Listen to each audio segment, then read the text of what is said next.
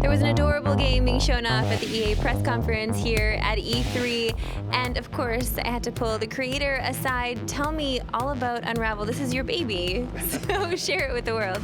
Yeah, it's so good to finally get to show it off. It's like you carried this little secret around for 2 years, and you know it's something that it's pretty special. I mean, it feels so good to finally unveil the secret. Tell me how the story came about, because this is something that's very personal for you. We're all created on this camping trip in the woods. I guess it's kind of like when you're in an inspiring environment like that, sometimes things just come to you.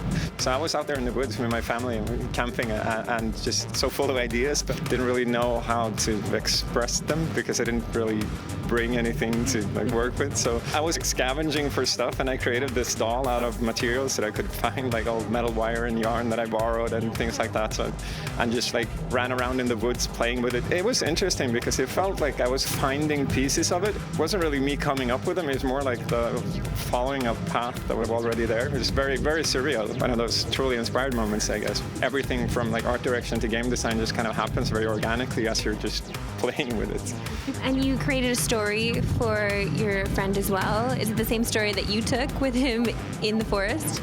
It's very symbolic, the whole game, I suppose. How the yarn is like a symbol for love and the bonds between people. And basically the whole goal of the game is to try to make that yarn reach all the way from the start of the game into the finish. It's basically representative of a person reaching out to someone. You're the embodiment of someone's longing for their lost loved ones, so to speak. It's a bit symbolic, I guess. What are the game mechanics here? It's all physics-based.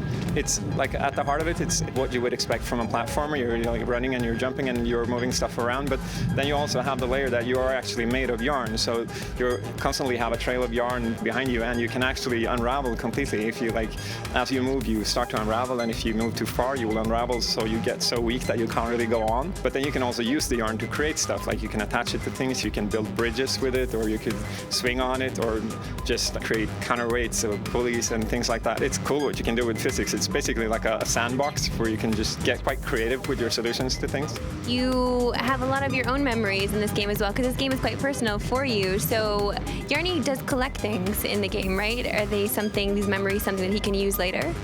I wanted to make something that meant something to me, but I didn't want my meaning to be like the universal meaning. I want people to put their own meaning to stuff. So basically, I believe in being quite subtle with storytelling like that. We provide the details and the clues, and we leave it up to the people to go looking for them, because you don't want to push story on people.